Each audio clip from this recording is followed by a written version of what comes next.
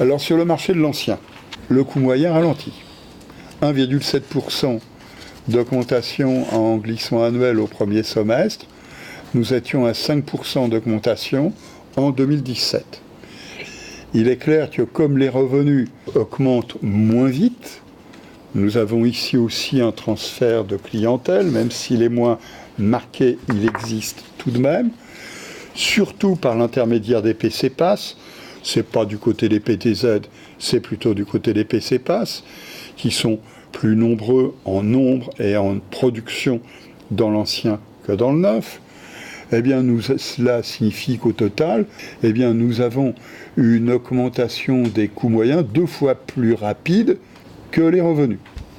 Et l'apport personnel recule 5,8% après avoir progressé 2,7% en 2017.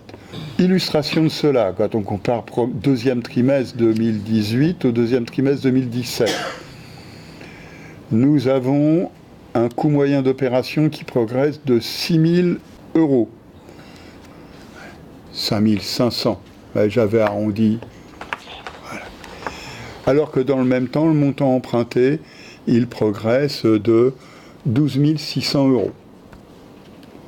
Conséquence de l'histoire, un apport personnel qui chute. Je n'ai pas dit qui baisse, je dis qui chute.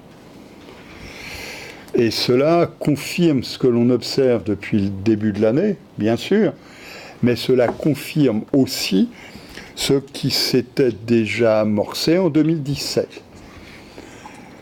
C'est autrement une préoccupation qui est partagée avec la CPR.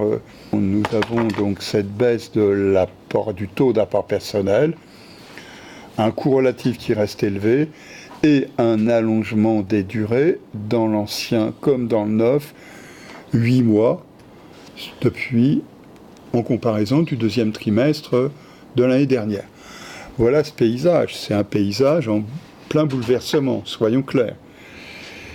Alors quand on regarde d'ailleurs le coût relatif, on s'aperçoit qu'à 4,8 années de revenus, nous sommes aussi sur les niveaux les plus élevés qu'on constate depuis le début des années 2000. Nous étions à 3,3 années de revenus au début de l'année 2001. Nous sommes à 4,8 années de revenus.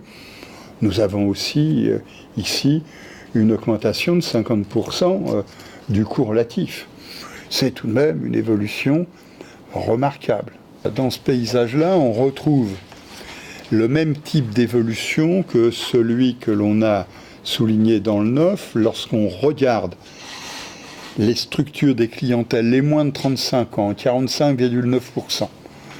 Un point de plus qu'au cours des 3 dernières années, surtout du côté des moins de 3 SMIC, des plus modestes, 38,6%, 2,5 points de plus que l'année dernière.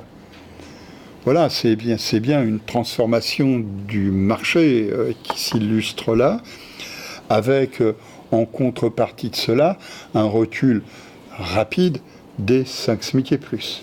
Pour autant, l'indicateur de solvabilité de la demande continue à se dégrader. Ce n'est pas étonnant de toute façon, tout concourt à cela. Qu'on le raisonne au niveau global comme ici, ou qu'on le fasse au niveau des villes de plus de 100 000 habitants, comme on va le voir avec l'indicateur Crédit Logement CSA LPI Se Loger, c'est logique. Tout concourt, que ce soit l'évolution des clientèles, bien sûr, ou l'évolution des coûts des opérations. Alors, pour en finir donc avec cela, au niveau de la production, nous voyons dans l'ancien la même chose que ce que l'on a vu dans le neuf et globalement sur le marché. Nous avons un deuxième trimestre en glissement annuel avec une production en augmentation de 9,4%, un nombre de prêts de 8,2%. Un transfert de clientèle qui néanmoins ne modifie pas la tendance qui est la tendance au repli du niveau annuel glissant, moins 1,9% pour la production, moins 2,1% pour le nombre de prêts accordés.